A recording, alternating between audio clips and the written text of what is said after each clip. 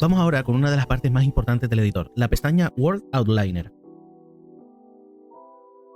La tienes normalmente en la parte derecha de la pantalla y lo que hace es mostrarte una lista de todos los elementos que tiene tu nivel.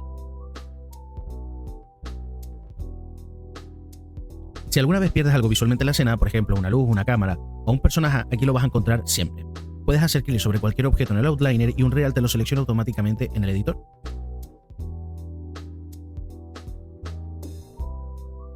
También puedes organizar los elementos creando carpetas, renombrarlos, agruparlos, todo lo que ayude a mantener el proyecto totalmente ordenado. Y esto es algo que vas a agradecer muchísimo cuando empiezas a tener muchísimas cosas en la escena.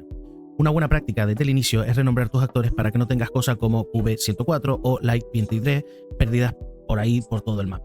En resumen, el World Outliner en tu mapa normalmente es todo lo que tienes en el mundo. Cuanto más lo uses, más rápido vas a trabajar y cuanto más organizado, siempre muchísimo mejor. Entonces, en este caso, una de las cosas que podríamos hacer es agrupar todos estos objetos como ya viene directamente ya predefinido con el tema de las luces. Entonces nosotros podríamos coger estos tres objetos y hacer una carpeta y colocarle aquí Static Meshes. Y luego esto podríamos poner aquí arriba PP, por ejemplo, que son los blueprints. Y de esta manera ya tenemos muy organizado todos los elementos de nuestra escena. Una forma en la que nosotros podríamos mantener el outliner es darle aquí a un doccorp sidebar. Y de esta manera esto se quedaría de manera fija en la pantalla y nos permitiría un poco pues trabajar de manera más estática con él. Una forma en la que también incluso podríamos mantener de manera estática el resto de pestañas es haciendo exactamente lo mismo y recolocándola. En este caso lo que ha hecho es colocarse una debajo de la otra y al final lo que tenemos es una pestaña muy grande con la que podemos ir trabajando y haciendo cosas. Otra alternativa es arrastrarla, colocarla en la posición en la que nosotros más nos convenga en cualquier momento, incluso llevarla a cualquier otra parte dentro del monitor. Antiguamente, en los editores antiguos, generalmente siempre se trabajaba de una manera mucho más estática y lo tenías todo aquí. Esto nuevo que han puesto lo que nos permite es que podamos desplegar la pestaña según necesidad.